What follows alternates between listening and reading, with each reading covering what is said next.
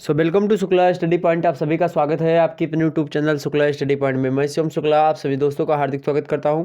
दोस्तों, आज की वीडियो के अंतर्गत बात करेंगे हम नई शिक्षा नीति के अनुसार जो पाठ्यक्रम आया है इंग्लिश लिटरेचर का अर्थात अंग्रेजी साहित्य का, उसके बारे में चर्चा करेंगे। बहुत कुछ बदलाव देखने को मिलेगा इसमें, आप प्रोज भी पोएट्री भी और एक प्रकार से आप बात करेंगे तो इसमें शॉर्ट स्टोरीज भी आप पढ़ेंगे। आप इसमें प्रोज जो है डिविजन्स जो एक प्रकार से जो गद्य उपकरण होंगे उनको, एलिमेंट ऑफ शॉर्ट स्टोरी, मतलब कई प्रकार की चीज़ें आप इंडियन और वेस्टर्न मतलब कि पाश्चात्य और भारतीय दोनों तरीके से अंग्रेजी साहित्य में जो धुरंधर व्यक्ति रहे उनके बारे में देखने को मिलेगा।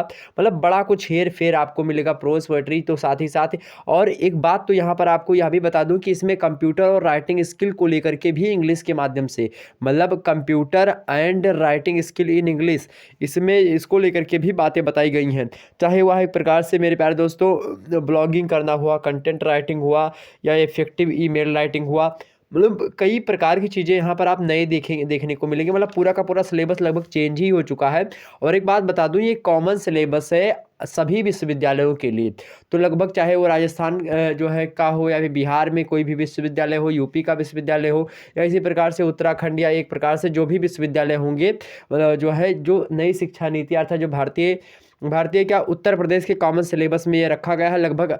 और हो सकता है कि अन्य विश्वविद्यालय संबंध रखता होगा, क्योंकि यह जो है कॉमन सिलेबस है। कॉमन सिलेबस का मतलब यही कहा गया था शिक्षा नीति में कि कॉमन सिलेबस होगा, सभी विश्वविद्यालयों में लगभग एक समान सिलेबस रखा जाएगा, जिससे छात्र छात्राओं को दिक्कत ना हो कि एक यूनिवर्सिटी से दूसरी यूनिवर्सिटी में पढ़ना हुआ, इसी प्रकार से अन्य कोई बातें।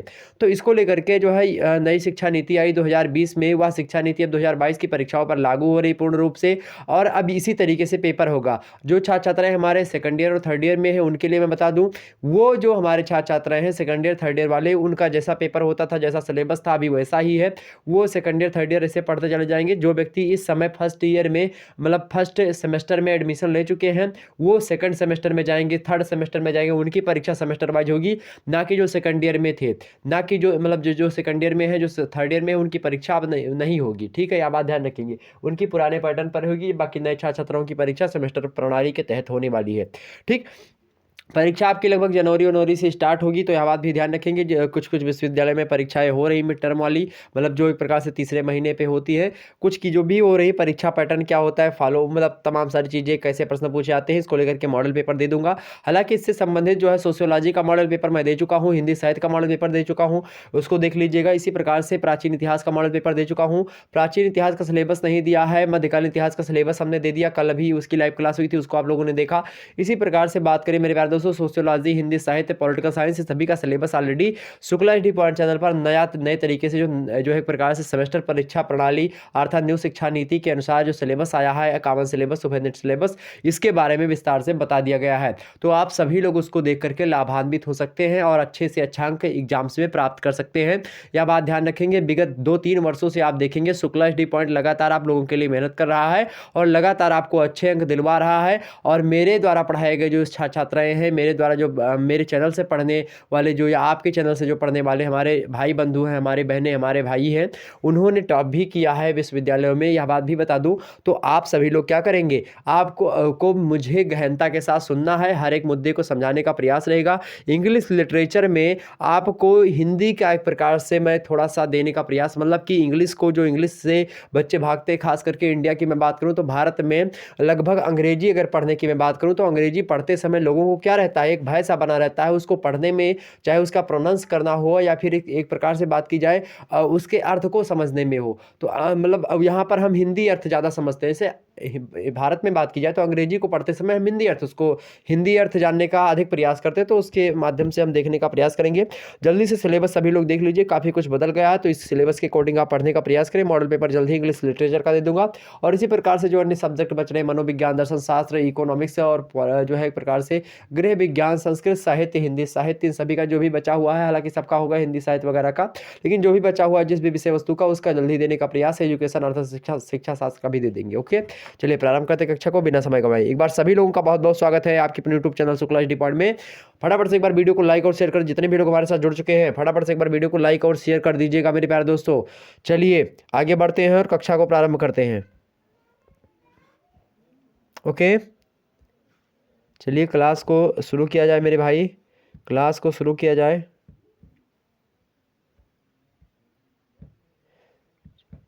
हाँ, 1 मिनट।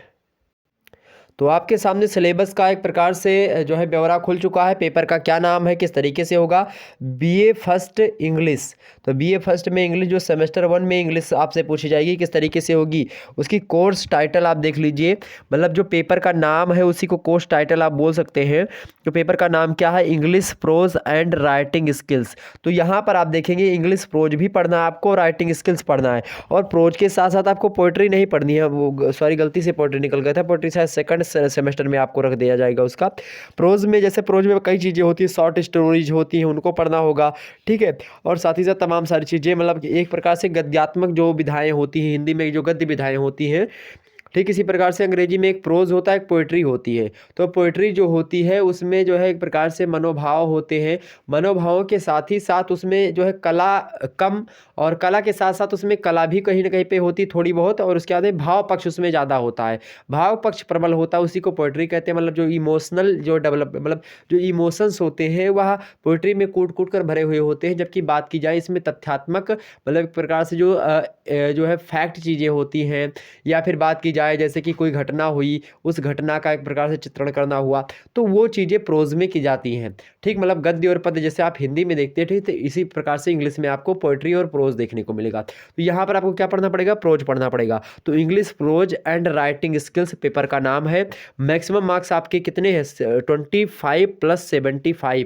मतलब क्या है इसका कि 100 नंबर का पेपर होगा, 25 नंबर जो एक प्रकार से आपकी गतिविधियों पर दिया जाता है, यह बात भी ध्यान रखेंगे। तो 75 नंबर पे आपकी कॉपी चेक होगी, या बात भी आप ध्यान रखेंगे। ओके, चलिए आगे बढ़ते हैं। शुक्ला एचडी पॉइंट पर आप सभी का बहुत बहुत स्वागत है, और इंग्लिश प्रोज एंड जो है इस जो है राइटिंग स्किल के बारे में जानने का प्रयास करते हैं। सबसे पहले सिलेबस आपके सामने प्रस्तुत हुआ मेरे प्यारे दोस्तों। आप बता दूं, जो नया सिलेबस आपका लागू हुआ है, चाहे कि कोई भी विश्वविद्यालय हो और चाहे कोई भी विषय वस्तु हो, उसमें आप देखेंगे 8 इकाइयों में सिलेबस को बांटा गया है। कितनी इकाइयों में, 8 इकाइयों में। National education policy 2020 common minimum syllabus for all UP state universities and college, जो सिलेबस नया आया है, इसके अकॉर्डिंग 8 इकाइयों में प्रत्येक सिलेबस को, प्रत्येक सब्जेक्ट के सिलेबस को एक डिस्ट्रीब्यूट किया गया है मेरे भाई। तो आइए बात करते हैं पहली इकाई की इसी श्रृंखला में। पहली इकाई आपके सामने है इंट्रोडक्शन टू इंडियन जो है राइटिंग इन इंग्लिश। मतलब एन इंट्रोडक्शन माने क्या होता है, इंट्रोडक्शन माने परिचय, एन माने होता है ए एंड द। आप समझते हैं, ये आर्टिकल होते हैं जो एक प्रकार से लगाए जाते हैं इंग्लिश में। तो ये जब आप ग्रामर के नियमों को समझेंगे तो उसमें आर्टिकल्स पढ़ेंगे तो उसमें आपको समझ में आ जाएगा। An introduction to Indian writing in English, मतलब जो इंडिया के लोग थे, मतलब इंडियन लोगों के द्वारा, या फिर जो इंडियन लोग थे उन्होंने किस प्रकार से इंग्लिश में लिखा, मतलब इंग्लिश लेखन में क्या योगदान उनका रहा है, मतलब उसका परिचय हमको देना है। कुल मिलाकर के समझिए कि जो भारतीय जो है अंग्रेजी साहित्यकार रहे हैं, उन्होंने किस प्रकार से अंग्रेजी में अपना योगदान दिया है। ठीक, आइए देखते हैं। सबसे पहले यहाँ पर लिखा है कंट्रीब्यूशन। कंट्रीब्यूशन भी मतलब भी योगदान ही होता है। तो कंट्रीब्यूशन ऑफ श्री अरबिंदो। अरबिंदो को आपको पता होगा, अरबिंदो एक विचारक भी हैं, और उन्हीं अरबिंदो ने, अरबिंदो एक प्रकार से घोष, तो जो है एक प्रकार से श्री अरबिंदो जो थे वह, अरविंद घोष अलग है और जो है श्री अरबिंदो अलग है। तो श्री अरबिंदो जी ने जो है अंग्रेजी में क्या योगदान दिया है, साथ ही साथ रविंद्रनाथ टैगोर जी ने क्या योगदान दिया, क्योंकि ये सब अंग्रेजी साहित्यकार भी रहे हैं, अंग्रेजी में जो है लिखा करते थे, अंग्रेजी जो है भाषा में, मतलब लैटिन शब्दावलियों में ये लोग लिखने का प्रयास करते थे। ठीक, समझने का प्रयास, लैटिन का नहीं बोल सकते आप, अंग्रेजी भाषा बोल सकते हैं। ठीक है, तो अंग्रेजी भाषा में इन्होंने लिखने का प्रयास किया, अंग्रेजी में लिखा इन्होंने कैसे, कौन को, तो उनका उसका परिचय हमको देखना है कि कंट्रीब्यूशन ऑफ श्री अरबिंदो। अब जरूरी नहीं कि ये आप केवल श्री अरबिंदो के लिए लगा है, ये आप रविन्द्रनाथ टैगोर के लिए भी लगा। Contribution of Rabindranath Tagore, contribution of के यस जो एक प्रकार से क्या है जो है वेंकटरमणि, तो वेंकटरमणि के बारे में भी हमको पढ़ना है। तो जैसे यहाँ पर रविन्द्रनाथ टैगोर के योगदान क्या है, और उसके बाद में हमको क्या देखना पड़ेगा, के एस जो है एक प्रकार से वेंकटरमणि के ने क्या योगदान दिया है। इसके बाद ही साथ, इसके साथ ही साथ हम क्या देखेंगे, इसके साथ ही साथ आप देखेंगे जो है भवानी। तो भवानी एक प्रकार से भट्टाचार्य, भवानी भट्टाचार्य का क्या योगदान रहा है अंग्रेजी साहित्य में, उन्होंने क्या लिखा है, मतलब भारतीय तरीके से तो उन्होंने क्या लिखने का प्रयास किया है। उसके साथ ही साथ आर के नारायण ने भी अंग्रेजी में लिखा है, भारत के ही हैं। उसके बाद में इन सभी के बारे में हमको पढ़ना है। उसके बाद है मुल्क राज आनंद, किसके बारे में भाई, मुल्क राज आनंद ने भी भारतीय जो है साहित्य के साथ ही साथ अंग्रेजी भाषा में लिखा। उसके साथ ही साथ सरोजिनी नायडू, ठीक है, सरोजिनी नायडू ने भी अंग्रेजी भाषा में जो है रचनाएं लिखी हैं। उसके साथ ही साथ यहाँ पर देखेंगे कमला मार्कंडे ने भी जो है अंग्रेजी में लिखने का प्रयास किया, उनके बारे में भी देखना पड़ेगा। उसके बाद में आपको क्या पढ़ना है, उसके बाद में आपको क्या पढ़ना है, नयनतारा के बारे में पढ़ना। नयनतारा सहगल ने भी अंग्रेजी में लिखने का प्रयास किया है। तो इतने कवि हैं, मतलब इतने जो है साहित्यकार हैं जो कि अंग्रेजी में रचनाएं लिखते थे, इंडिया के हैं। ये आपके सिलेबस में संकलित है, इनको आपको पढ़ना पड़ेगा। फिर से एक बार बता दूं कौन कौन है, श्री अरबिंदो, उसके बाद में कौन है, रविन्द्रनाथ टैगोर, उसके बाद में कौन है, KS वेंकटरमणि, उसके बाद में कौन है, भवानी जो है भट्टाचार्य, उसके बाद में कौन है, RK नारायण, उसके बाद में कौन है, मुल्क राज आनंद। उसके बाद में आपको क्या पढ़ना है, सरोजिनी नायडू के बारे में। उसके बाद में कमला मार्कंडेय के बारे में आपको पढ़ना है। उसके बाद में नयनतारा सहगल के बारे में हम देखना है आपको। उसके बाद में जो है इसी मतलब इतने लोगों के बारे में हमको पढ़ना है। उसके बाद में क्या लिखा है, towards the growth of Indian writing in English, मतलब भारतीय जो है मतलब कि भारतीय लेख में या फिर भारतीय लेख में बात की जाए अंग्रेजी मतलब भारतीय अंग्रेजी लेखन में जो है ग्रोथ का एक प्रकार से दायित्व रहा है या फिर ग्रोथ करने का श्रेय रहा है, इन्हीं सभी को जाता है। तो उन सभी के बारे में हमको देखना पड़ेगा कि किस प्रकार से भारत में जो है अंग्रेजी साहित्य का एक प्रकार से मतलब उदय होता है, किस प्रकार से अंग्रेजी लेखन में लोग आगे बढ़े, और इन सभी बातों पर हमको चर्चा करनी पड़ेगी, ठीक है। उसके बाद में ये इकाई 1 यहीं पर आपकी समाप्त हो जाएगी, ठीक है। इकाई 2 में हम पढ़ेंगे एलिमेंट्स ऑफ शॉर्ट स्टोरी। अब जैसे यहाँ पर an introduction to Indian writing skill, मतलब जो इन इंग्लिश, ये जो यूनिट 1 है इससे प्रश्न पूछे जाएंगे, जैसे कि कैसे कि what is the contribution of Rabindranath Tagore in Indian English writing, discuss in brief. इस प्रकार से कुछ लॉन्ग आंसर टाइप क्वेश्चन पूछ लिए जाएंगे। शॉर्ट आंसर में आपके प्रश्न पूछेंगे, मान लेते हैं पूछ लिया कि जो है कमला मार्कंडे इज़ वेल नोन जो नोवेलिस्ट, डिस्कस इट, इस प्रकार से कुछ प्रश्न पूछेगा। या पूछ लिया कि write a note on KS Venkataramani, मतलब ये एक प्रकार से उन पर एक नोट लिखें। या फिर पूछ लिया Mulk Raj Anand was a good novelist, discuss कीजिए इसके बारे में। तो ऐसे प्रश्न बनेंगे, तो प्रश्नों को भी मैं बताने का प्रयास आपको करूंगा। प्रश्न भी आपके सामने जल्द ही मॉडल पेपर दूंगा, तो उसमें बताने का प्रयास करेंगे।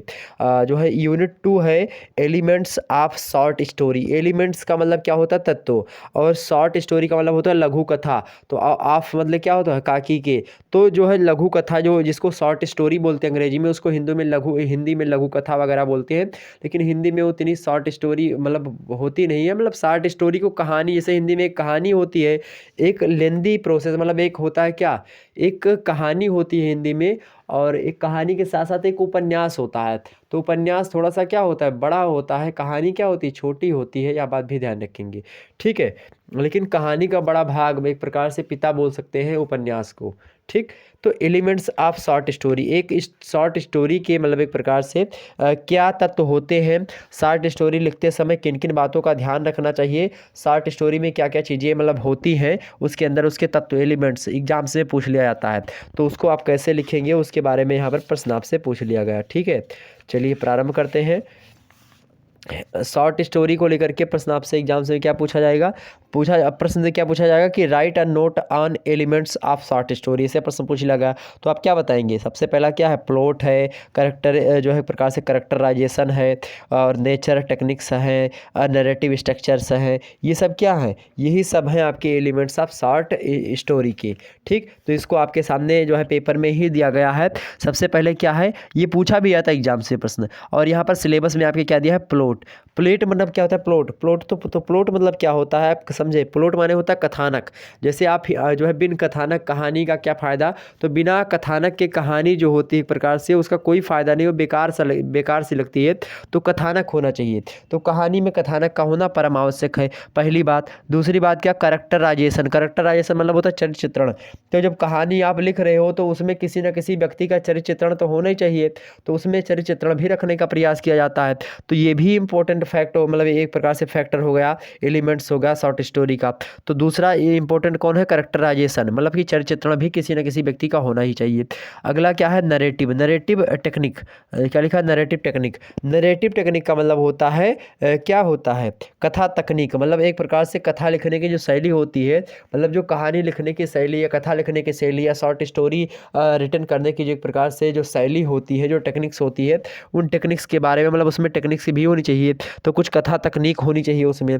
और साथ ही साथ एंड स्ट्रक्चर, मतलब एक प्रकार से उसकी संरचना, कहानी की संरचना होनी चाहिए, स्ट्रक्चर होना चाहिए उसका, ठीक। तो इस प्रकार से आपको समझना है। उसके बाद में क्या है आपका, उसके बाद में है types of prose and prose style. Types of prose का मतलब क्या होता है, प्रोज के प्रकार, और प्रोज स्टाइल मतलब प्रोज की स्टाइल। तो जो है एक प्रकार से प्रोज और प्रोज की स्टाइल हमको समझना, ठीक। मतलब क्या है इसका, तो प्रोज क्या का एक प्रकार से कितने प्रकार के होते हैं, और साथ ही साथ जो है उसका एक प्रकार से स्टाइल कैसा है, तो इसके बारे में हमको समझना है। सबसे पहला मुद्दा यहाँ पर क्या दिया गया है, जो है ऑटोबायोग्राफी। ऑटोबायोग्राफी को हिंदी में क्या कहते हैं, आत्मकथा। तो ऑटोबायोग्राफी हमको समझना क्या होती है, ऑटोबायोग्राफी के बारे में पढ़ना है। उसके बाद में क्या पढ़ना है, किसके बारे में, बायोग्राफी के बारे में पढ़ना। बायोग्राफी माने क्या होता है, जीवनी।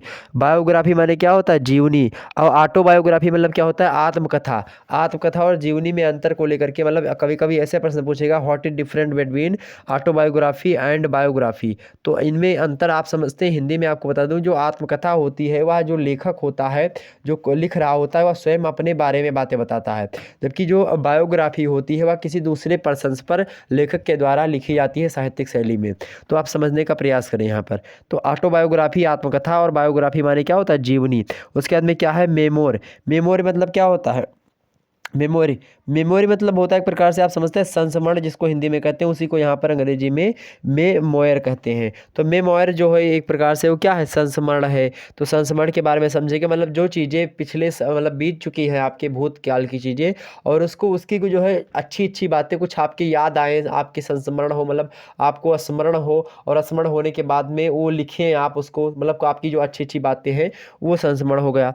अगला क्या है यहाँ पर, क्या है, ट्रेवलॉग। तो ट्रेवलॉग मतलब क्या होता है, ट्रेवलॉग मतलब एक पता है यात्रा वृत्तांत, मतलब एक प्रकार से जब किसी यात्रा के दौरान आप हो, और जब कहीं पर यात्रा कर रहे हो उस समय आप जो है रोड का एक प्रकार से विवरण प्रस्तुत कर दें। आप ट्रेन से यात्रा कर रहे हो, ट्रेन के आरी बगल की चीज़ों के, या फिर जो है यात्रा में आपके साथ कुछ घटना घटित हुई तो उसके बारे में आप लिखें। तो इसी प्रकार से जो यात्रा वृत्तांत होता है वही होता है क्या, ट्रेवलॉग। ओके। नेक्स्ट क्या है आपके सामने, जो है पेरियोडिकल यस्से। पेरियोडिकल यस्से मतलब होता है एक प्रकार से समयावधिक जो यस्से होता है, मतलब एक प्रकार से जो काल, मतलब कि आवधिक जो है यस्से, मतलब समय वाला जो मतलब निबंध होता है, कोई समय को लेकर के किसी समय पर एक प्रकार से आवधिक निबंध इसको बोलते हैं।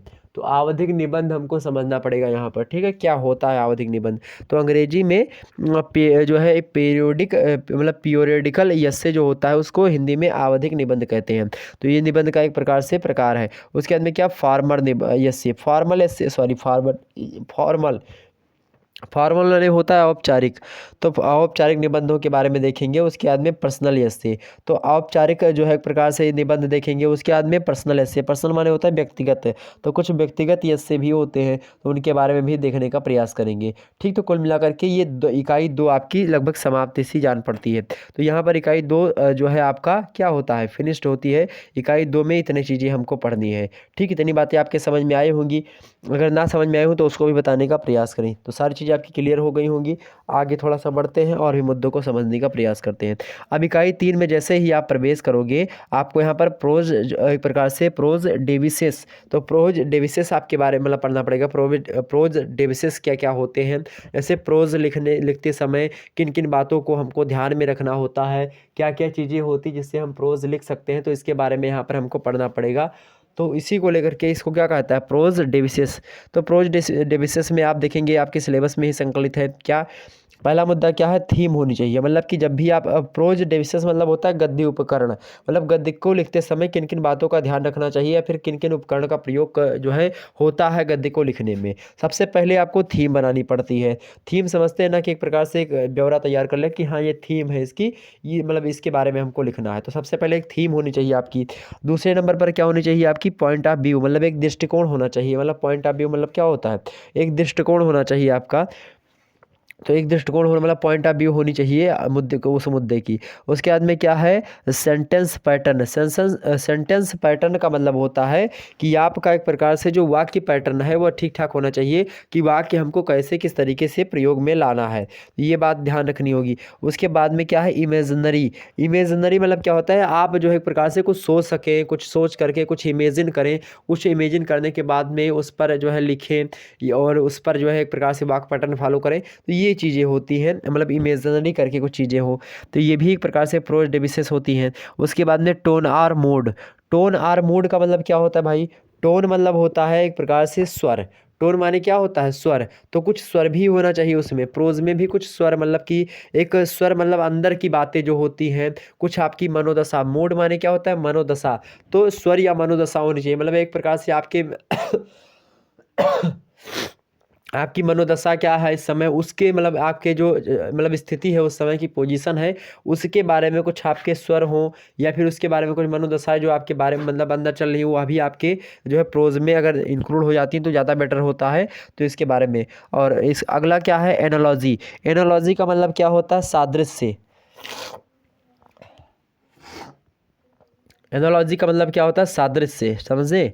तो कुछ सादृश्य चीज़ें होकर के मतलब उसको चीज़ें कुछ होनी चाहिए जो आप देखे हो सीधे सीधे, आप मतलब कि आपके पास ऐसे साक्ष्य मौजूद हो जो कि आपने वहाँ पर जाकर के देखा हो, मतलब एक प्रकार से आप समझे, अगर किसी मुद्दे के बारे में आप लिख रहे हो तो उस मुद्दे के बारे में आपको वहाँ पर जाकर के देखना, मतलब लगभग देखी हुई चीज़ें होनी चाहिए, ठीक। तो एनालॉजी आपके पास। उसके बाद में क्या है, एनएस डॉट। तो एनएस डॉट भी एक प्रकार से होना मतलब ज़रूरी है, किसके लिए, किसके लिए, तो प्रोज के लिए, प्रोज लिखने के लिए जो है एनएस डॉट जरूरी होता है। एनएस डॉट का मतलब क्या होता है, उपाख्यान, एक प्रकार से उप आख्यान भी होना चाहिए, मतलब एक प्रकार से उसके बारे में थोड़ी बहुत जानकारी आपको पहले से ही लिखे होनी चाहिए, तो उपाख्यान भी होना चाहिए। और साथ ही साथ आप क्या क्या है, एंटीथेसिस। एंटीथेसिस मतलब होता है, थेसिस माने होता है वाद।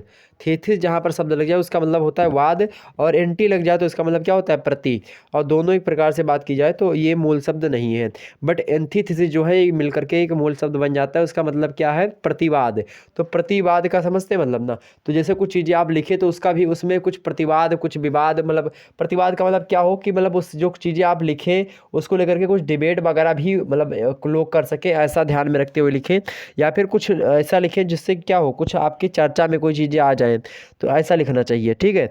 अगला क्या है, सूत्र। मतलब क्या है, क्या लिखा हुआ है यहाँ पर, जो है एक प्रकार से एफोरिज्म। एफोरिज्म मतलब ही सूत्र होता है। एफोरिज्म मतलब सूत्र, कुछ जो है फार्मूलाज होने चाहिए आपको लिखने के लिए, कुछ ट्रिक्स वगैरह, उसको भी ध्यान में रखें। साथ ही साथ शब्द आपका मतलब कि एक प्रकार से डिक्शन भी आपका सही होना चाहिए, शब्द शक्ति आपके पास होनी चाहिए, लिखते समय आपके पास शब्द होने चाहिए, कई भाषाओं के शब्द आपके पास होने चाहिए।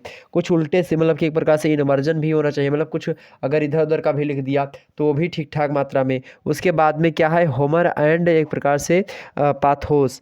तो हास्य मतलब कुछ हास्यात्मक चीज़ें होनी चाहिए, कुछ एक प्रकार से पाथोस चीज़ें होनी चाहिए, तो कई प्रकार की चीज़ें, मतलब इसमें सब मिलावटी चीज़ें होनी चाहिए। तो प्रोज जो है एक प्रकार से जो उपकरण है, अर्थात जो गद्य उपकरण है वो इस प्रकार से होने चाहिए।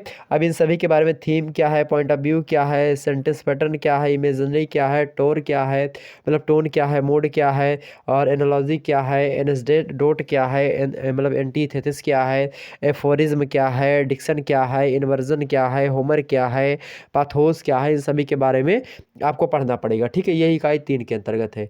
आगे समझते हैं और अगला से जो है अगली इकाई के बारे में। अगली इकाई आपके सामने है, इकाई 4। इकाई 4 के बारे में देखिए क्या क्या चीज़ें आपके सामने वर्णित हैं। इकाई 4 में जब भी जैसे आप प्रवेश करते हो तो इकाई 4 में आपको क्या पढ़ना है मेरे भाई, इकाई 4 के बारे में आपको क्या पढ़ना पड़ेगा, इकाई 4 के बारे में आपको क्या पढ़ना पड़ेगा, आप सोचिए यहाँ पर फटाफट से। इकाई 4 में आपके सामने लिखा हुआ है, इकाई 4। इकाई 4 में आप जैसे प्रवेश किए, इकाई 4 में आप प्रवेश करो मेरे भाई, तो आपको शॉर्ट स्टोरी पढ़नी पड़ेगी। क्या पढ़नी पड़ेगी, शॉर्ट स्टोरी। शॉर्ट स्टोरी में सबसे पहले जो होंगे वो विद्वान जो होंगे वो पाश्चात्य विद्वान मतलब अंग्रेजी के साहित्यकार होंगे, और जो मतलब बाद में यहाँ पर शॉर्ट स्टोरी लिखी हुई है ये इंडियन होंगे, ठीक, ध्यान रखेंगे। तो शॉर्ट स्टोरी सबसे पहला कौन है, व्यक्ति हैं, तो ओ मतलब एक प्रकार से इनका क्या नाम है, ओ हेनरी। तो ओ हेनरी जो एक प्रकार से व्यक्ति है, इनका द लास्ट लीफ जो है इनकी एक प्रकार से क्या है, एक शॉर्ट स्टोरी है, इसके बारे में पढ़ना है। उसके बाद में प्रश्न कैसे पूछेगा, ओ हेनरी से प्रश्न पूछेगा, ओ हेनरी से जो द लास्ट लीफ लिखा है, ऐसे प्रश्न पूछेगा कि जो एक प्रकार से नरेट द स्टोरी द जो है last leaf in your own words, मतलब आप अपने शब्दों में इसके बारे में लिखें कि जो है इसका कथन, मतलब एक प्रकार से कथ्य क्या है, कथानक क्या है ओ हेनरी, मतलब एक प्रकार द लास्ट लीफ का। और भी प्रश्न पूछ सकता है कि discuss on writing style of O Henry, मतलब उनके लेखन पद्धति कैसी थी ओ हेनरी की, ऐसे प्रश्न आपसे बन सकता है। या एक प्रकार से प्रश्न आपसे शॉर्ट आंसर टाइप क्वेश्चन में प्रश्न क्या बनेगा कि write a character sketch of जो है एक प्रकार से ब्राह्मण, इस प्रकार से कुछ पूछा जाएगा। तो लास्ट लीफ कहानी के अकॉर्डिंग ही प्रश्न बनेंगे, ठीक, ध्यान रखेंगे। अगली कहानी आपकी द लेमेंट। द लेमेंट कहानी मतलब एक शॉर्ट स्टोरी किसकी है, एंटोन चेकेव। तो एंटोन चेखेव की जो एक प्रकार से जो कहानी है उसका नाम क्या है, द लेमेंट। द लेमेंट से प्रश्न बनते हैं एक प्रकार से एग्जाम्स में, बनते प्रश्न आपसे पूछ लिया कि डिस्कस एंटोन चेखेव एज आ राइटर, मतलब एक प्रकार से उनका एक लेखक के रूप में एक प्रकार से उनके बारे में बताएं, उनके बारे में वर्णन कीजिए, डिस्कस कीजिए। या फिर प्रश्न पूछ सकता है कि write the summary of the story of the lament written by Anton Chekhov, मतलब जो एंट्यू चेकेव ने लिखा है द लेमेंट रिटन नामक जो है प्रकार से द लेमेंट जो है लिखा है जो किसने, तो जो है एंटोन चेकेव ने लिखा है इसको, द लेमेंट नामक शॉर्ट स्टोरी को। तो इसकी समरी आप बताएं, समरी मतलब एक प्रकार से सार तत्व बताएं उसका, ठीक। तो ऐसे प्रश्न एग्जाम से प्रश्न बन सकते हैं, तो इसको आप लोग ध्यान रखेंगे। या फिर एक प्रकार से आपसे प्रश्न पूछ सकता है कि व्हाई डज जो है Iona tell the story of his son's death to the horse in जो है एक प्रकार से माजरी। तो मतलब कहने का ये है कि कहानी के अंदर से भी प्रश्न बनेंगे, और एक प्रकार से वो जो लेखक हैं जिन्होंने कहानी को लिखा है उनके बारे में भी प्रश्न बनेंगे। यह बात ध्यान रखेंगे। तो कहानी को किसने लिखा है उनके बारे में भी आपको पढ़ना पड़ेगा, और कहानी जो है कहानी के बारे में भी आपको पढ़ना पड़ेगा, ठीक है, आप बात ध्यान रखेंगे। अगले हैं आपका अगला जो कहानी है आपके शॉर्ट स्टोरी है द जो है एक प्रकार से टेरर। द टेरर जो है कहानी किसने लिखी है, गाइडे मॉपासेंट। गाइडे मॉपासेंट की ये कहानी है, और इनसे रिलेटेड जो प्रश्न पूछा जाएगा एग्जाम से, कैसे प्रश्न पूछा जाएगा, इनसे भी प्रश्न ऐसे पूछ सकता है कि write the summary of the मतलब एक प्रकार से स्टोरी ऑफ द टेरर और रिटन बाई, आपसे लिख देगा गाइडे मॉपासेंट। तो आप ऐसे प्रश्न का उत्तर आप मतलब एक प्रकार से जो है उसकी समरी पढ़ लें, कहानी के बारे में आपको पढ़ना पड़ेगा, मतलब कहने का ये है। और साथ ही साथ जैसे मान लेते हैं मॉपासेंट है, गाइडे मॉपासेंट, तो गाइडे मॉपासेंट के बारे में भी आपको पढ़ना पड़ेगा, उनके जीवन वृत्ति के बारे में, मतलब उनके साहित्यिक चीज़ों के बारे में आपको पढ़ना पड़ेगा, जो उनकी कल्चरल चीज़ें हैं, मतलब कल्चरल साहित्यिक मतलब एक लिटरेरी चीज़ें जो उनसे संबंधित है उनके बारे में हमको देखना पड़ेगा, ठीक। तो ये चीज़ें ऐसे प्रश्न पूछ सकता है। और कहानी के अंदर भी बातें उसको लेकर के पूछ सकता है, जैसे कि मान लेते हैं जस्टिफाई, आपसे पूछ लिया गया कि justify title the terror by the Guy de Maupassant, उसके प्रकार से टाइटल पर जो लिखे, मतलब कि इसका जो टाइटल लिखा गया द टेरर, ये टाइटल बेस्ड एक प्रकार टाइटल क्यों ऐसा रखा गया है, इसको लेकर के प्रश्न पूछ सकता है, ठीक। तो ऐसे प्रश्न एग्जाम से बनेंगे, तो आप लोग तैयार हो जाइएगा, ठीक।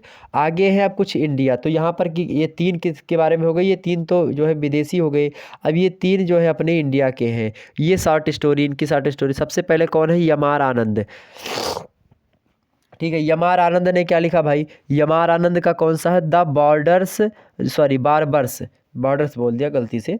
तो यमार आनंद का कौन सी कहानी है, यहाँ पर देखेंगे the barber's trade union. The barbers माने क्या होता है, नाई होता है, ट्रेड माने होता है व्यापार, यूनियन माने संघ। तो एक प्रकार से इसको लेकर के कहानी उन्होंने लिखी the barber's trade union.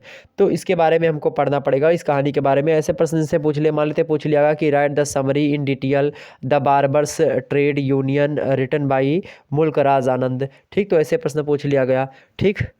Mulk Raj आनंद, यमार आनंद को मुल्कराज आनंद का पूरा नाम है, ठीक है, बात ध्यान रखेंगे। या आपसे प्रश्न पूछ लेगा कि write a note of Mulk Raj Anand as a जो है एक प्रकार से फिक्शनरी जेनियस। तो इस प्रकार से अगर आपसे प्रश्न पूछे तो आप कैसे बताएंगे, इसको लेकर के एग्जाम से प्रश्न पूछेंगे, तो इसको लेकर के मैं देखने का प्रयास करूंगा और मॉडल पेपर देने का प्रयास आपको करूंगा, ठीक। तो ऐसे प्रश्न बनेंगे। नेक्स्ट है आपके कौन भाई, नेक्स्ट है आपके are K Narayan. Are K Narayan जो है एक प्रकार से आपने अंडर द बनियान ट्री आपने देखा होगा। बनियान माने होता है बरगद का पेड़। तो अंडर द बनियान ट्री आपने शायद पढ़ा होगा इसको बचपन में, मतलब कुछ कहानी शायद ऐसी थी 6 या 4th, मतलब ऐसे 7th 9th में कुछ कहानी हमने इसको पढ़ा है शायद। तो मतलब under the banyan tree R K किसकी है? आर के नारायण की है। ये शॉर्ट स्टोरी है किसकी? आर के नारायण की। तो आपसे प्रश्न इसको लेकर के कैसे प्रश्न बन सकता है? प्रश्न आपसे मान लेते हैं, अगर शॉर्ट टाइप का प्रश्न बना तो कैसे बनेगा कि जो है प्रकार से ड्रा द करेक्टर, इस जो है स्केच ऑफ जो है नाम भी जो इनके अंदर के जो पात्र हैं उनके बारे में, या फिर डिस्क्राइब द विलेज जो है सोमाई, तो सॉरी सोमल, इन सभी के बारे में आपसे प्रश्न पूछ सकता है। दीर्घ उत्तरीय का प्रश्न मतलब जो लॉन्ग आंसर टाइप है पूछ लेगा कि write the summary of the story of under the banyan tree. ठीक है, तो इसको आपसे प्रश्न पूछ सकता है written by are K Narayan. या आपसे प्रश्न पूछ सकता है कि write a note on R K Narayan as a novelist, मतलब उनका एक नोबलिस्ट के रूप में, एक निबंधकार के रूप में जो है परिचय दीजिए। तो ऐसे प्रश्न आपसे पूछ सकता है। ठीक, या फिर आपसे प्रश्न पूछ सकता है कि write an introduction to the author R K Narayan. ठीक, तो ऐसे प्रश्न बन सकता है। नेक्स्ट आपके सिलेबस में संकलित है अंकिता देसाई। अंकिता देसाई की जो आपके पाठ्यक्रम में जो स्टोरी संकलित है, शॉर्ट स्टोरी, वो कौन सी है? वो है गेम सेट टू लाइट। क्या है? To light, game set to light. आपसे प्रश्न क्या पूछ सकता है इनको लेकर के? आपसे इनसे अंकिता देसाई को लेकर के प्रश्न पूछ सकता है कि राइट द समरी, तो एक प्रकार से आपको पढ़ने पड़ेगा। या फिर पूछ सकता है कि give an evolution of Anita Desai as a novelist. तो ऐसे भी प्रश्न पूछ सकता है। ठीक, तो इस प्रकार से। या फिर पूछ सकता है explain the characters of Raghu in games at twilight by Anita Desai, मतलब उसके पात्रों को लेकर के भी प्रश्न पूछ सकता है। पात्र कौन है? रघु। तो रघु के बारे में जो है प्रश्न पूछ लिया गया। या आपसे प्रश्न पूछ सकता है मेरे भाई, कौन सा प्रश्न पूछ सकता है? आपसे प्रश्न पूछ ले कि जो है एक प्रकार से what is the setting of games at twilight by Anita Desai. तो ऐसे प्रश्न पूछ सकता है। ठीक, तो ये आपका क्या शॉर्ट स्टोरी हो गई।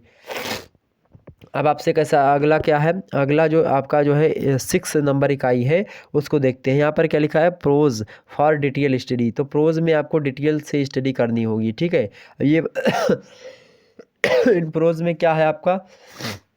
फ्रांसिस बेकन है, ये विदेशी हैं। फ्रांसिस बेकन जो है ये विदेशी हैं। ये विदेशी साहित्यकार 3 मिलेंगे आपको, और 3 अभी हिंदी साहित्यकार मिलेंगे। तो इस प्रकार से सिलेबस को कुछ रखा गया है। एक बार जितने भी लोग हमको देख रहे हैं फटाफट से वीडियो को लाइक कर दीजिए मेरे प्यारे दोस्तों। बड़ी मेहनत करने के बाद में तमाम सारी चीज़ें कर मिलती हैं। तो आप सभी लोगों का बहुत बहुत स्वागत है। और एक बार फिर से वीडियो को लाइक और शेयर अपने दोस्तों के पास सभी लोग करेंगे। ओके, फ्रांसिस बेकन की अगर मैं बात करूँ तो फ्रांसिस बेकन की ऑफ स्टडीज जो है आपके पाठ्यक्रम में संकलित है। बड़ी फेमस रचना इनकी है ऑफ स्टडी, जो कि ध्यान रखेंगे। तो इसके बारे में हमको क्या पढ़ना है? सबसे पहले इंपॉर्टेंट एक्सप्लेनेशन पढ़ना है। सबसे पहले आपको बता दूं कि जो शॉर्ट स्टोरी है, शॉर्ट स्टोरी से आपको क्या, शॉर्ट स्टोरी से आपको एक्सप्लेनेशंस नहीं पढ़ना पड़ेगा। एक्सप्लेनेशंस का मतलब क्या होता है? आपसे यहाँ से जैसे कि जो व्याख्या वगैरह करने को होता है ना, कि अंग्रेजी में दे दिया शॉर्ट स्टोरी का और व्याख्या करनी हो, तो शॉर्ट स्टोरी से व्याख्या खंड आपके नहीं आएंगे। यह बात आप ध्यान रखेंगे। शॉर्ट स्टोरी से आपको व्याख्या खंड नहीं आएंगे। शॉर्ट स्टोरी का समरी पूछा जाता है। शॉर्ट स्टोरी की समरी आपके एग्जाम से आएगी, लेकिन उसको लेकर के लिखित नहीं, मतलब एक प्रकार से उसकी व्याख्या संदर्भ वगैरह जो होते हैं ना, कि हाँ कॉन्स्टेंट मतलब कॉन्टेक्स्ट, तो ये सब कॉन्टेक्स्ट और एक प्रकार से जो मतलब एक्सप्लेनेशंस होते हैं, ये आपको शॉर्ट स्टोरी के नहीं लिखने पड़ेंगे। लेकिन जहाँ पर ये फॉर डिटेल स्टडी लिखा है, इसका मतलब यही होता है फॉर डिटेल स्टडी का, कि इसके बारे में सबसे पहले ऑफ स्टडीज के बारे में आप पढ़ेंगे। अब ऑफ स्टडीज के कुछ पंक्तियों को, ऑफ स्टडीज के कुछ स्टेंजा को आपके जो है पेपर में दे सकता है, और पेपर में देने के बाद में वहाँ से प्रश्न पूछ सकता है। तो यह बात ध्यान रखेंगे। आपको इम्पोर्टेंट एक्सप्लेनेशंस भी पढ़ना है इस पेपर को लेकर के, मतलब प्रोज में जो फ्रांसिस बेकन का ऑफ स्टडीज है, या फिर 6 जो है लेसन्स हैं आपके, लगभग एक ऑफ स्टडीज होगा। मतलब 6 लोग हैं, 3 विदेशी 3 इंडियन। ठीक, तो आइए देख लेते हैं फ्रांसिस बेकन से कैसे प्रश्न पूछेंगे। तो जो इंपॉर्टेंट एक्सप्लेनेशंस है, इसको मैं मॉडल पेपर में रखने का प्रयास करूंगा। ठीक, उसमें समझेंगे हम। आपसे प्रश्न यहाँ पर ऐसे भी बन सकता है कि write a note on Sir Francis Bacon as an essayist, मतलब एक उनके एक प्रकार से एसे के रूप में, मतलब एक निबंधकार के रूप में उनका परिचय दीजिए, ऐसे प्रश्न पूछ सकता है। या फिर राइट अ नोट ऑन जो है बेकन्स प्रोज स्टाइल, इसके बारे में प्रश्न पूछ सकता है। या फिर आपसे प्रश्न पूछ लिया शॉर्ट आंसर में कि write a note of Bacon's style. या फिर what are the 3 kinds of books for study, मतलब इन्होंने इसमें ऑफ स्टडी के बारे में खूब विस्तार से बताया है। ऑफ स्टडी फ्रांसिस बेकन की है, उसको हमने जो है विस्तार से आपको समझाने का भी प्रयास किया है। और फ्रांसिस बेकन का जो ये है हमने सेकंड ईयर में शायद इसको बता दिया है, यूट्यूब पर वीडियो अवेलेबल होगा फ्रांसिस बेकन का, वो अगर आप फर्स्ट ईयर में पढ़ लेते हो, वो वीडियो आप फर्स्ट ईयर में पढ़ लेते हो तो ज़्यादा बेटर होगा, ठीक है। तो उसको आप ज़रूर पढ़ लीजिएगा ऑफ स्टडीज़ के बारे में। ऑफ स्टडीज में उसे मतलब स्टडी को लेकर के सारी बातें बताई गई, कब स्टडी करना चाहिए, कब नहीं करना चाहिए, कितने समय पढ़ना चाहिए, कब कब पढ़ना चाहिए, कैसे कैसे पढ़ना चाहिए, किन किन पुस्तकों का प्रयोग करना चाहिए, कौन कौन सी पुस्तकों का प्रयोग नहीं करना चाहिए, किस तरीके की पुस्तकों को पढ़ना चाहिए, और पुस्तकों को अध्ययन करते समय कितने समय के लिए अध्ययन करना चाहिए, तमाम सारी बातों का वर्णन इसमें दिया गया है, ठीक। अगला क्या है, चार्ल्स लैम्ब। चार्ल्स लैम्ब भी एक प्रकार से मोस्ट इम्पोर्टेंट जो है लेखक रहे हैं अंग्रेजी साहित्य के। और इन्होंने की क्या है, ड्रीम चिल्ड्रन। ड्रीम चिल्ड्रन इनकी जो है एक प्रकार से रचना है, इसके बारे में हमको पढ़ना है। ये जो है इम्पोर्टेंट एक्सप्लेनेशंस इसके देखने पड़ेंगे, और साथ ही साथ जो है आपसे प्रश्न क्या पूछ ले सकता है कि Lamb's is the price of English essayist discuss, ऐसे प्रश्न पूछेगा, ठीक। सॉरी, प्रिंसेस, मतलब एक प्रकार से लैम्स को प्रिंस कहा जाता है इंग्लिश लिटरेचर का, इंग्लिश एस्से का। तो अंग्रेजी साहित्य के राजकुमार हैं कौन, लैम्स। इस कथन की व्याख्या कीजिए, ऐसे प्रश्न आपसे एग्जाम से पूछ सकता है। या फिर प्रश्न पूछ ले आपसे कि write down a critical note on the जो है aptness of the title of the essay dream children. ये एक प्रकार से निबंध है इनका, तो इन निबंधों के बारे में हमको पढ़ना पड़ेगा प्रोज में, ठीक। तो in dream children of study ये सब निबंध है, ठीक, ध्यान रखेंगे। नेक्स्ट है आपका जोसेफ एडिसन। जोसेफ एडिसन व्यक्ति के द्वारा जो लिखा गया है सर रोगर एट द चर्च। सर रोगर एट द चर्च के बारे में हमको पढ़ना है, ठीक है। अब यहाँ से भी प्रश्न कई प्रकार के बनेंगे एग्जाम्स में, एक्सप्लेनेशंस तो आएगा ही आएगा एक, तो इसको भी देखेंगे। मतलब इन 6 में से एक आध दो एक्सप्लेनेशन आपके आ सकते हैं एग्जाम्स में, ठीक। यह बात ध्यान रखेंगे। तो इनके बारे में हमको पढ़ना है, ठीक। लॉन्ग आंसर में जैसे कि आपसे प्रश्न पूछ लिया कि Joseph Addison as essayist and मतलब जो है एक प्रकार से सेटरिस्ट, तो आप क्या बताएंगे कि हाँ ये सेटरिस्ट है कि एसेइस्ट है, तो इसके बारे में प्रश्न पूछ सकता है। या फिर आपसे प्रश्न पूछ लिया कि डिस्कस क्वालिटीज़ ऑफ सर रोगर डी जो है एक प्रकार से कवरली एज आ जो है चर्चमैन। रोगर डी कवरली जो व्यक्ति है जिसके बारे में लिखा गया है, तो उनके बारे में मतलब उनको एक चर्चमैन के रूप में हमको कैसे दिखा सकते हैं। या फिर write a note on Addison's prose style, ऐसे प्रश्न पूछेंगे, तो आप बिल्कुल चिंता न करें। और अति लघु उत्तरीय में भी प्रश्न कई प्रकार के बन सकते हैं कि लघु उत्तरीय में ऐसे प्रश्न पूछ लिया गया कि write a note on Addison's prose style. या फिर प्रश्न पूछ लिया गया कि write brief note on Roger's एक प्रकार से मतलब एक प्रकार से हेमेरियस एक्टिविटीज़, ऐसे प्रश्न पूछेगा, तो आप आसानी से इसको कर सकते हो, ठीक। अगर आपने अच्छे तरीके से इसको पढ़ा, ठीक। तो ऐसे प्रश्न बनेंगे एग्जाम्स में। इंपॉर्टेंट प्रश्नों की वीडियो मतलब मॉडल पेपर जो होगी जल्दी आपके सामने देने का प्रयास रहेगा। तो ये हो गया आपके विदेशी साहित्यकार जो कि आपके पाठ्यक्रम में थे। अब इंडियन 3 हैं जो उनके बारे में देख लेते हैं, मतलब प्रोज फॉर डिटेल स्टडीज। अब यहाँ पर डिटेल स्टडीज भी आपको यहाँ पर देखना पड़ेगा। मतलब कहने का ये है कि यहाँ पर आपको यह पढ़ना पड़ेगा जो 3 इंडियन है, जैसे कि यहाँ पर देखेंगे वर्जीनिया वुल्फ, तो वर्जीनिया वुल्फ के बारे में भी हमको पढ़ना है, APJ अब्दुल कलाम और एक प्रकार से अमर्त्य सेन, ये तीनों इंडियन है, इनके बारे में हमको देखना है, इन्होंने भी लिखा है। तो जो है सबसे पहली कौन है, वर्जीनिया वुल्फ। वर्जीनिया वुल्फ से भी प्रश्न एग्जाम्स में लगातार बनते हैं और अच्छे प्रश्न बनते हैं। इनसे भी इंपॉर्टेंट एक्सप्लेनेशंस पूछा जाएगा, तो इंपॉर्टेंट एक्सप्लेनेशंस भी इनको बताने का प्रयास रहेगा, ठीक है, ध्यान रखेंगे। और वर्जीनिया वुल्फ का आपके पाठ्यक्रम में क्या संकलित है, वर्जीनिया वुल्फ की बात की जाए तो क्या संकलित है मेरे भाई, इनका जो चैप्टर उसका नाम क्या है, प्रोफेशंस ऑफ मतलब प्रोफेशंस फॉर वोमेन, मतलब वोमेन का पेशा, जो मतलब जो महिलाओं का पेशा होता है उसको लेकर के इन्होंने बातें बताई हैं, इसमें लिखा है। अब इसके बारे में चर्चा करेंगे। आपसे प्रश्न कैसे बन सकता है, पूछेगा कि what is the message to women in the speech, जो एक प्रकार से मतलब profession for women's by Virginia Woolf, मतलब इससे एक प्रकार से वोमेन के लिए क्या स्पीच रही, इसके लिए मैसेज क्या दिया, इन्होंने क्या संदेश दिया महिलाओं को अपने इस बारे में, तो ऐसे प्रश्न बन सकता है। या फिर प्रश्न पूछ सकता है कि what is the angel in the house in procession, मतलब एक प्रकार से profession for women by Virginia Woolf, ऐसे प्रश्न बन सकता है। या फिर लघुत्तरीय का प्रश्न आपसे बन सकता है कि what are the chief characteristics of यमा, मतलब जो है श्रीमती या फिर यमारियस Virginia Woolf as a novelist. एक जो है एक प्रकार से नोबलिस्ट के बारे में, एक यसिस्ट के बारे में, मतलब एक नोबल प्राइज़ इनको मिल चुका है, तो एक नोबलिस्ट के बारे में, मतलब नोबल प्राइज़ नहीं मिला है, मतलब कहने का मतलब ये है कि नोबल मतलब क्या होता है, उपन्यास। तो एक उपन्यासकार के रूप में इनका परिचय दीजिए, ऐसे प्रश्न पूछेगा। ठीक है, आप ध्यान रखेंगे। तो यहाँ पर इनको पढ़ लेना है। उसके बारे में एपीजे अब्दुल कलाम। एपीजे अब्दुल कलाम को अब की बार सिलेबस में संकलित किया गया है, तो इनके बारे में, ये सब नया सिलेबस है, आप बात ध्यान रखेंगे। ठीक, तो एपीजे अब्दुल कलाम, और ये सिलेबस जो है चलेगा लगभग 22, 23, 24 सभी में चलेगा, तो आप सभी लोगों के लिए इंपॉर्टेंट रहेगा, आने वाले जो छात्र छात्राएं हैं उनके लिए भी। ठीक, तो एपीजे अब्दुल कलाम का क्या है, एक प्रकार से मतलब कि एक प्रकार से पैट्रियोटिज्म, तो मतलब पैट्रियटिज्म बिहाइंड पॉलिटिक्स। ओके, ये संकलित है इनका। अब इसके बारे में आपको बता दें, ये क्या होता है भाई, ये क्या होता है, ये क्या होता है भाई, पैट्रिक्स बिहाइंड पॉलिटिक्स एंड रिलीजन्स, मतलब इन्होंने एक प्रकार से धर्म और मतलब धर्म और जो है एक प्रकार से पॉलिटिक्स को लेकर के लेख लिखा है।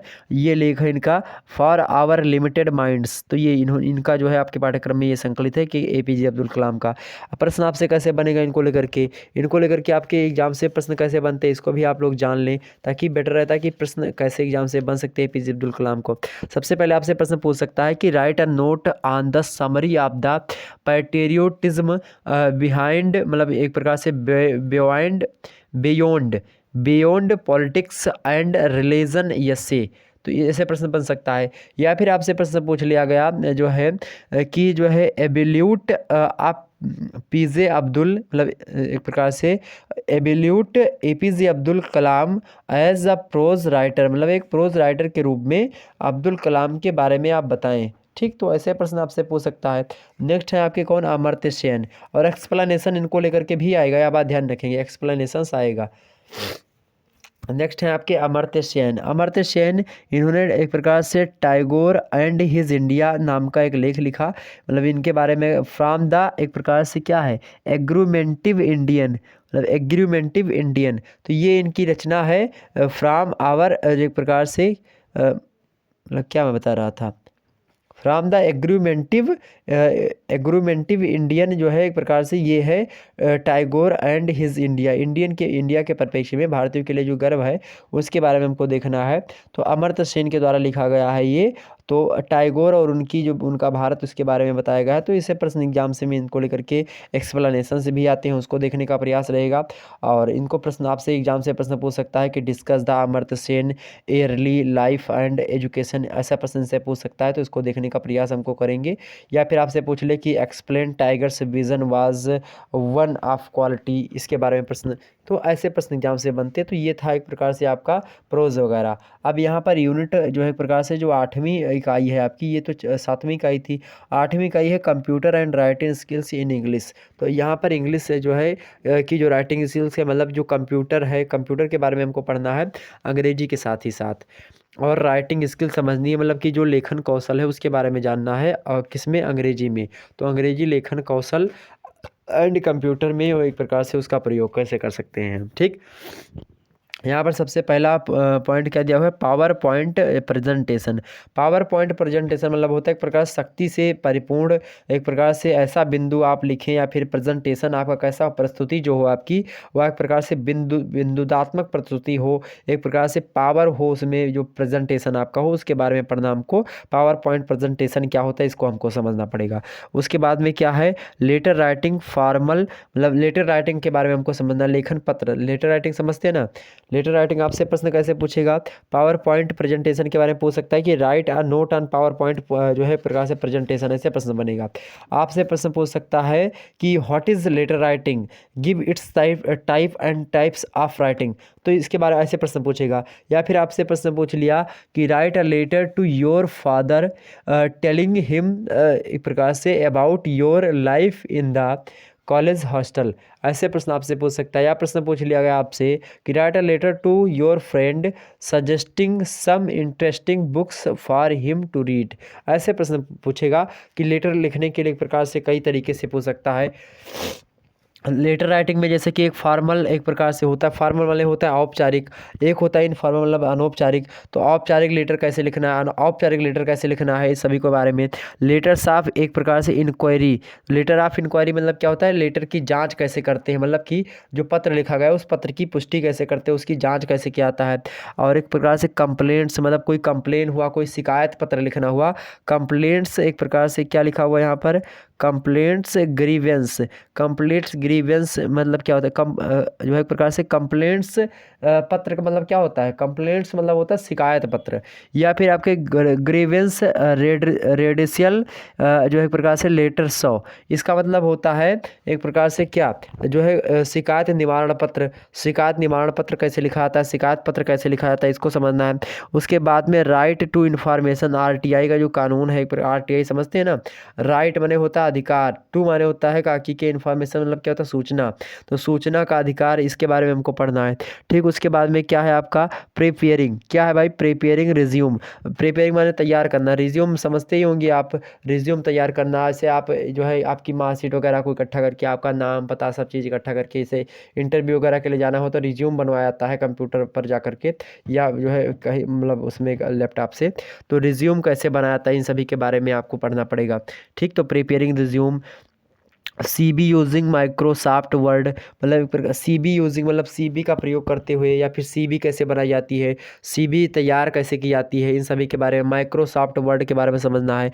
लेटर ऑफ जो है एक्सेप्टेंस, लेटर ऑफ एक्सेप्टेंस मतलब एक प्रकार से क्या होता है, मतलब एक रेजिग्नेशन या फिर जॉब लेटर जो होता है उसको, उसी को कहते हैं। तो नौकरी को लेकर के जो पत्र हुआ, या नौकरी जो है एक प्रकार से उसको लेकर के जो लेटर लिखा जाता है, उसके बारे में मतलब वो कैसे लिखा जाता है, इसके बारे में हमको समझना है। ठीक, तो ये चीज़ें आपको पढ़नी पड़ेंगी। उसके बाद में क्या है, ऑनलाइन राइटिंग। ऑनलाइन राइटिंग में जैसे कि ब्लॉगिंग वगैरह हो गई, ब्लॉगिंग आप समझते हैं ना, जैसे कि आज यूट्यूब पर देखेंगे ब्लॉगिंग वगैरह करना हुआ, तो एक प्रकार से ब्लॉगिंग वगैरह के जो कंटेंट होते हैं उसको लिखने के लिए चीज़ें चाहिए आपको, मतलब कि कैसे लिखेंगे। कंटेंट राइटिंग हुआ मतलब जो विषय वस्तु की एक प्रकार से लेखन हुआ, या विषय वस्तु के बारे में आपको लिखना हुआ। कंटेंट मतलब कोई सामग्री लेखन। ठीक, तो विषय सामग्री लेखन या कंटेंट लेखन जिसको कहते हैं, उसी को जो है कंटेंट राइटिंग कहते हैं, उसके बारे में। उसके बाद में इफेक्टिव ईमेल राइटिंग हुआ, ईमेल वगैरह अच्छी तरीके से कैसे लिखा जाता है। जैसे आजकल इसकी रिक्वायरमेंट बहुत ज़्यादा हो गई है ऑनलाइन टीचिंग मेथड में, जो है जो है चाहे इफेक्टिव ईमेल राइटिंग की मैं बात करूँ, चाहे ब्लॉगिंग की बात करूँ, चाहे कंटेंट राइटिंग की, तो कंटेंट राइटिंग की ज़्यादा एक प्रकार से आप देखते नहीं, जो नोट्स वगैरह प्रोवाइड होते हैं वो सब कंटेंट राइटिंग का ही कमाल होते हैं। तो इन सभी के बारे में हमको समझने का प्रयास करना पड़ेगा, और करना भी चाहिए। आपसे प्रश्न यही पूछेगा कि मान लेते हैं आपसे प्रश्न पूछ लिया गया कि व्हाट इज़ जो रिक्वायरमेंट्स फॉर अ ब्लॉग, उसकी क्या रिक्वायरमेंट है।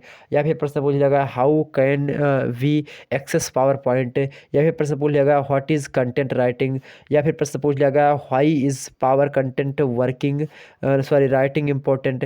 या फिर प्रश्न पूछ लिया गया व्हाट इज़ आरटीआई, आरटीआई क्या है। या प्रश्न पूछ लिया गया व्हाट इज़ सीबी, सीबी क्या होती है। और how can I make my CB look better on Microsoft word, Microsoft word पर एक प्रकार से कैसे हम अच्छी सीवी बनाएं, अच्छी सीवी बनाकर, मतलब एक प्रकार ऐसे प्रश्न पूछेगा कि what is email writing, email writing क्या होती है। या प्रश्न पूछ लेगा कि what is the letter of acceptance, ये सब क्या होते हैं, इसके बारे में आपसे प्रश्न एग्जाम से बन सकते हैं। तो इसलिए इसको पढ़ना आपका बहुत ज़रूरी होता है। ठीक है, बात ध्यान रखेंगे। तो इसीलिए हमने आपके सामने सारी चीज़ें आपको बता दी, तो बिल्कुल चिंता करने की आवश्यकता नहीं, कैसे प्रश्न बनेंगे, क्या क्या चीज़ें होती है, इसको भी आपको बता दिया। और आपकी परीक्षा जो प्रणाली है उसके तहत तो आपकी परीक्षा लिखित होनी है, लेकिन कुछ विश्वविद्यालय में आप अपनी ऑफिशियल वेबसाइट पर देख लीजिएगा पेपर कैसा होता है, इसको लेकर के आप बताने का भी प्रयास करें। वैसे बता दूं, लगभग सभी विश्वविद्यालय में लिखित पेपर, मतलब शिक्षा नीति के अकॉर्डिंग जो है लिखित पेपर ही होना चाहिए। तो यह बात आप ध्यान रखेंगे, लिखित पेपर ही होगा। हमने आपके सामने पहले ही बता दिया है लिखित पेपर होगा, उसका मॉडल पेपर आपके सामने दे भी रहा हूँ, तो उसको आप सभी लोग देखिए। इसी प्रकार से इंग्लिश लिटरेचर का भी मैं लिखित पेपर देने का प्रयास करूँगा। चलिए फिर मिलते हैं हम नेक्स्ट वीडियो में, फिर मिला जाए नेक्स्ट वीडियो में। तब तक के लिए जय हिंद, जय भारत। एक बात और आपको बता दूं कि इससे पहले सोशियोलॉजी वगैरह के भी लेक्चर अपलोडेड हैं, उनको आप सभी लोग देख लीजिएगा। उसमें हमने विस्तार से सारी चीज़ों को बताने का प्रयास किया है।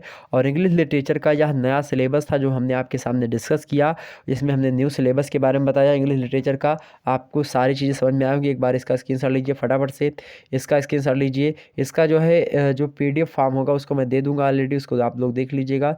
ये है एक प्रकार से आपका क्या चीज़ें जो हमने आपके सामने बताई थी, ठीक। तो इसको आप सभी लोगों ने देखा होगा और जाना होगा, ठीक। ये चीज़ें हो गई आपकी। अब जो है आगे जो होगा आपका ये भी देखने का प्रयास आपके सामने, राजनीति शास्त्र का जो मॉडल पेपर होगा ये भी आपका जो है वीडियो, इसको भी देख लीजिएगा, जल्दी आपके सामने आएगी, ठीक। पेपर 2 की भी वीडियो आपके सामने जल्दी दे दूँगा।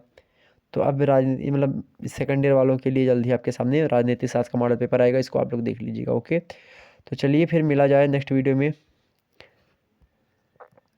मध्यकालीन इतिहास का मॉडल पेपर दिया है भी, सॉरी न्यू सिलेबस दिया है, इसको अगर आपने नहीं देखा तो देख लीजिएगा। ये मध्यकालीन का सिलेबस है जिसमें हमने आपको विस्तार से बता दिया, चूँकि सब लगभग बदल चुका है, सारे सब्जेक्ट के जो सिलेबस हैं बदल चुके हैं मेरे भाई। तो आप सभी लोग उसको देख लीजिएगा कि जो नया सिलेबस है वो क्या है, उसके बारे में क्या हमने और ध्यान रखेंगे। इसीलिए मैं अंग्रेजी में जो है लिखने का प्रयास, अंग्रेजी में लिखा हुआ मिलेगा मेरे वीडियो पर, और इंग्लिश में लिखे हुए चीज़ों को मैं हिंदी में समझाता हूँ। इसीलिए आपको मतलब अंग्रेजी के छात्र इंग्लिश मीडियम के हैं चाहे हिंदी मीडियम के हैं, सभी के लिए लेक्चर इंपॉर्टेंट हो जाता है।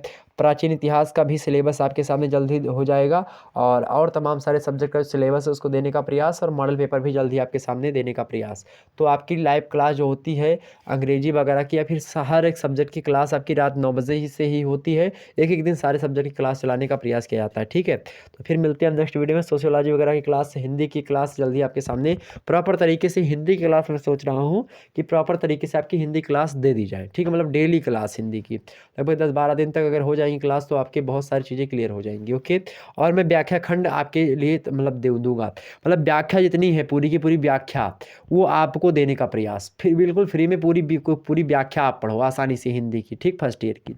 फिर मिलते हैं नेक्स्ट वीडियो में, तब तक के लिए जय हिंद जय भारत। आप सभी का बहुत बहुत धन्यवाद हमारे साथ जुड़ने के लिए। इसी प्रकार से अपना प्यार दुलार और सारी चीज़ें बनाए रखें, ओके। तो अभी भी कोई दिक्कत हो तो उसको भी आप लोग कमेंट सेक्शन में नीचे बता दीजिएगा कि और क्या चाहिए, किस सब्जेक्ट पर और वीडियो चाहिए उसको भी बता दीजिएगा। संस्कृत के लिए जल्दी आपके सामने दे दूंगा, तो बहुत सारे लोग संस्कृत के लिए कह रहे हैं, तो संस्कृत का जल्दी आपके सामने देने का प्रयास रहेगा, ठीक। तो परेशान मत होइएगा। Good night all of you, good night मेरे भाई दोस्तों, सभी लोगों को good night all of you, okay. बहुत बहुत धन्यवाद हमारे साथ जुड़ने के लिए। इसी प्रकार से अपना प्यार दुलार बनाए रखो।